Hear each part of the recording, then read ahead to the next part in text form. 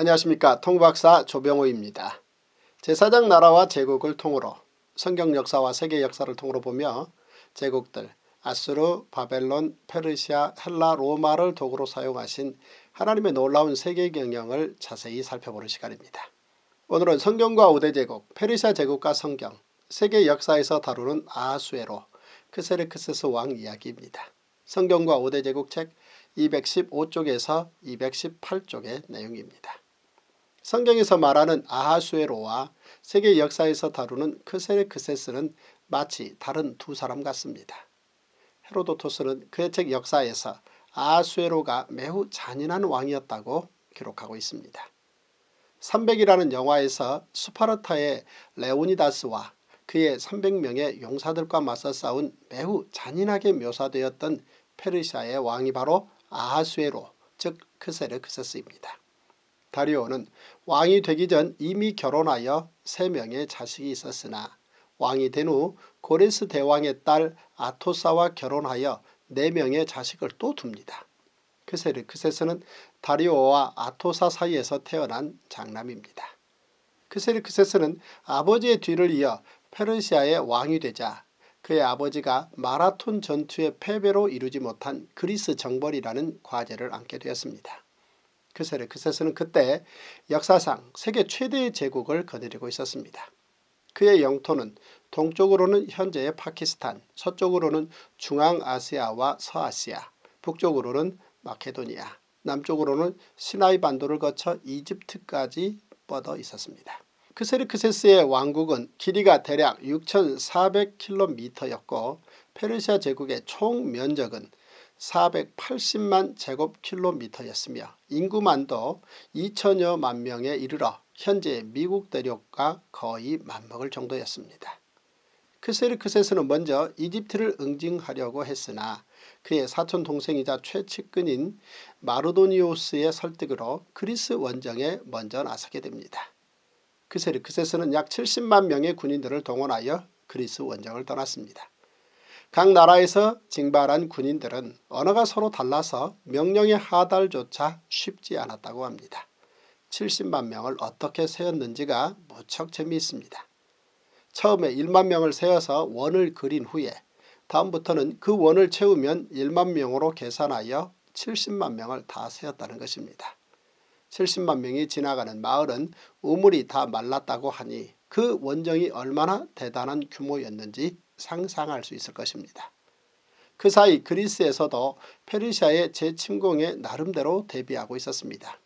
그리스의 아테네는 다리오와의 마라톤 전투에서 기적적인 승리를 거두었지만 그의 아들 크세르크세스가 다시 공격해 올 것이 자명한 일이었기 때문입니다.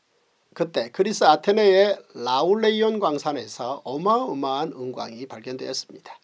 이 일은 후에 마케도니아의 알렉산더의 아버지 필리포스 2세가 금광을 발견한 일과 견줄 수 있습니다.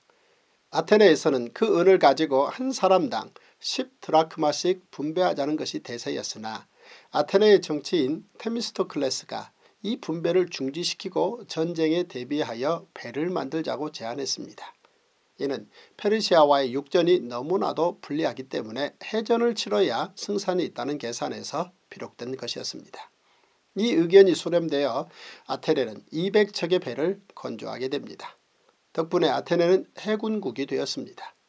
얼마 후 페르시아의 크세르크세스가 그리스로 침략해 왔을 때 그리스의 연합군은 해전을 치르기로 계획하고 크세르크세스를 살라미스로 유인해 대승을 거둡니다.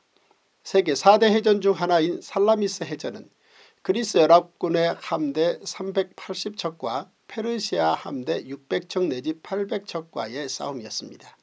페르시아는 그것도 얼마 전 어마어마한 폭풍으로 말미암아 400척의 손실을 입고 난 후의 전력입니다.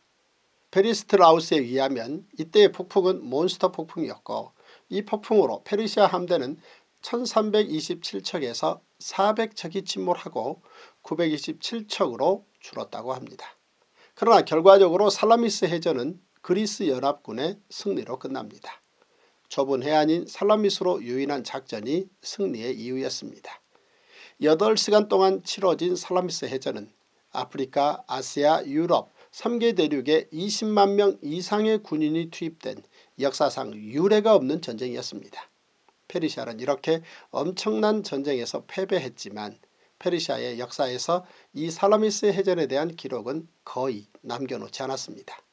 전쟁사를 보면 패전 국가에서는 패전 기록을 잘 남기지 않는 습관이 있습니다. 살라미스 해전에서의 패배에 이어 다음에 플라타이아 전투와 미칼의 전투에서의 연이은 패배는 크세르크세스에게 몹시 큰 실망을 안겨주었습니다. 이에 크세르크세스는 그리스에서 퇴각합니다. 자, 다음 시간에는 이어서 페르시아 제국과 성경, 페르시아 왕의 자문 학사 겸 제사장 에스라 2차 포로 귀환 이야기를 살펴보겠습니다. 기대하십시오.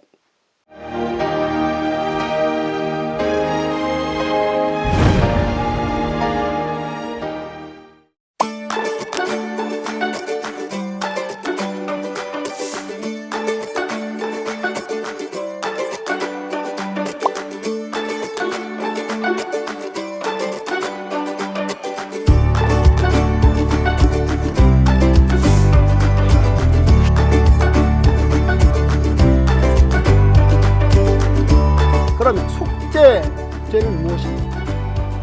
그 다음 용서를 받고 그 다음에 회복이 되는 이런 놀라운 제사가 바로 이 속죄죄예요.